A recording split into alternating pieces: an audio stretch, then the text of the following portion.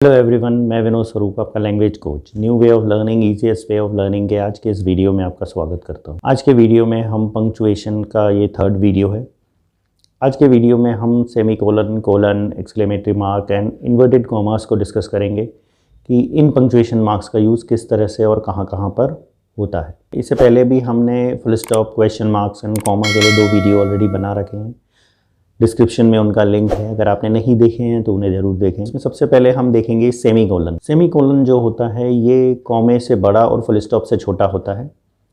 इसमें क्या क्या रूल्स होते हैं आप देख लें। सबसे पहले semi colon is used for a pause. Semi colon का जो यूज़ होता है वो एक स्टॉपेज के लिए होता है। It makes much greater pause than comma. ये कॉमे से बड़ा पॉज होता है। And less than full stop, और फुल स्टॉप से छोटा पॉज होता है। तो फुल स्टॉप और कॉमे के बीच में अगर कोई पॉज है तो वो है सेमी कोलन। जैसे आप देख सकते हैं, वाइज मैन लव ट्रुथ, फूल्स शन इट। मतलब जो बुद्धिमान लोग होते हैं वो सच से प्यार करते हैं, जबकि मूर्ख लोग उसे हटा देते हैं, उस पर ध्यान नहीं देते। Before such clauses where verbs are omitted. मतलब जहाँ पर हम वर्ब की जगह वर्ब ओमिट करते हैं तो उसके लिए हम कॉमे का यूज़ करते हैं। ये हम पहले भी वीडियो में देख चुके हैं। तो उससे पहले का जो क्लॉज है उसको ब्रेक करने के लिए हम सेमी कोलन का यूज़ करते हैं। जैसे she will succeed, semi colon लगा है।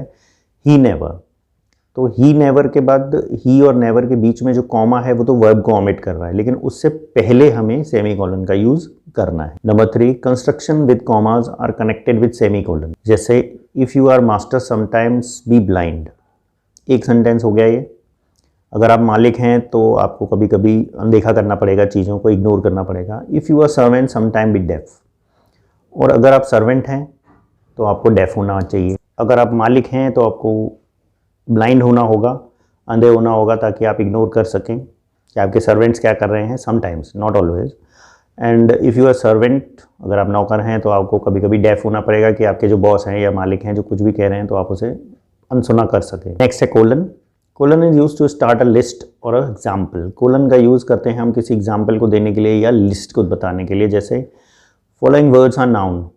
अब देखिए कोलन लगाया है, कैट, मैट, बैट, रेट।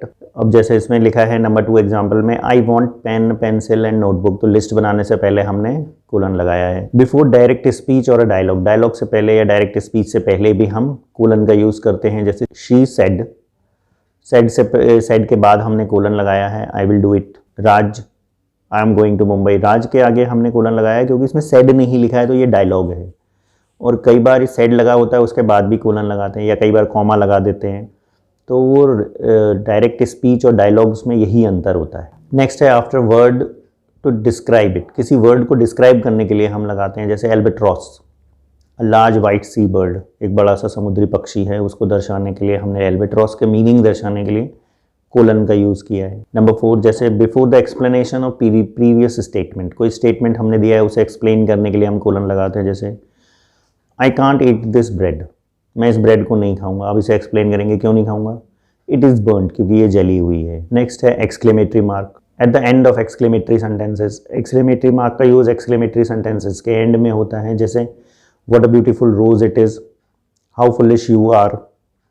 तो व्हाट और हाउ से जो एक्सक्लेमेटरी सेंटेंस शुरू होते हैं उनके एंड में हम एक्सक्लेमेटरी मार्क लगाते हैं। और बाकी सेंटेंसेस में इंटरजेक्शन के बाद एक्सक्लेमेटरी मार्क का यूज़ होता है। जैसे oh, alas, hurrah, yahoo, wow, well done, oh shit, oh. तो एक्सप्रेस करते हैं अलग अलग फीलिंग्स को, अलग अलग एक्साइटमेंट्स को। एक्सक्लेमेटरी मार्क का यूज़ ऑप्टेटिव सेंटेंसेस के बाद भी होता है। ऑप्टेटिव सेंटेंसेस जनरली वो होते हैं जैसे इंकर्स, बेड, विश और इस तरह की चीज़ों को प्रे वगैरह करते हैं। जैसे may you live long, may God bless you, blessings हैं। इनके बाद में ऑप्टेटिव सेंटेंसेस के एंड में भी गुड नाइट है। तो इन सब चीज़ों के बाद एक्सक्लेमेटरी मार्क का यूज़ होता है। Sometimes after a short order. कई बार शॉर्ट ऑर्डर के बाद भी हम, ऑर्डर के बाद जनरली फुल स्टॉप आता है, इंपरेटिव सेंटेंस होते हैं, लेकिन कई बार हम उसमें फ्रीक्वेंसी में देते हैं, इस भाव के साथ देते हैं, इस फीलिंग के साथ देते हैं कि हमें एक्सक्लेमेटरी मार्क लगाना होता है। जैसे गेट आउट, डांटने के तौर पर। Shut up, show anger. Next है इन्वर्टेड कॉमास। इन्वर्टेड कॉमास का यूज़ कैसे होता है? टू एक्सप्रेस रिपोर्टेड स्पीच और अ डायलॉग, डायलॉग बताने के लिए। जैसे she said sweet are the uses of adversity. जो डायलॉग है वो इन्वर्टेड कॉमास के अंदर रखा जाता है। मतलब बोलने वाले स्पीकर की जो स्पीच है, उसका जो डायलॉग है, वो इन्वर्टेड कॉमा के अंदर हम यूज़ करते हैं। It represents a name of, और ये नेम को भी शो करता है। जैसे बुक के नाम के लिए हमने लिखा हेमलेट इज़ अ फेमस प्ले, तो हेमलेट को हमने इन्वर्टेड कॉमाज में रख दिया। हम इसे कोट्स में भी रख सकते हैं। यह एक बात समझना ज़रूरी है, इन्वर्टेड कॉमाज में ये डबल होते हैं और कोट्स में सिंगल होते हैं। दोनों में कोई फ़र्क नहीं होता है, किसी को भी यूज़ किया जा सकता है। अब जैसे न्यूज़पेपर है, I read the Hindu, single inverted comma मतलब सिंगल वाले कोट्स में भी हम लिख सकते हैं, कोटेशन मार्क्स जिसे कहते हैं। Story, have you read thirsty crow, क्या तुमने ये स्टोरी सुनी है। Poem, nightingale is a famous poem. Article, peace traps is an article, peace traps जो है एक आर्टिकल का नाम है। इन्वर्टेड कॉमा में क्या चीज़ एक और है, ये देखिए number 3, to give special attention to word और फ्रेजेस, किसी वर्ड और फ्रेज को स्पेशल अटेंशन देनी है तो उसे हम कोट्स में या इन्वर्टेड कॉमाज में रखते हैं। जैसे a lot of persons were arrested for national security, national security की वजह से कई सारे लोगों को अरेस्ट किया गया, तो नेशनल सिक्योरिटी जो है वो मेन है, तो उसे हमने इन्वर्टेड कॉमाज में लिखा है। सेम कोटेशन मार्क्स में क्या है, जैसे हमने इसमें डबल वाले यूज़ किए हैं स्टार्टिंग के लिए, हैव से पहले डबल वाला लगा हुआ है। यू रीड हेमलेट, और हेमलेट के लिए सिंगल वाले यूज़ किए हैं, तो वही यूज़ करने हैं हमें।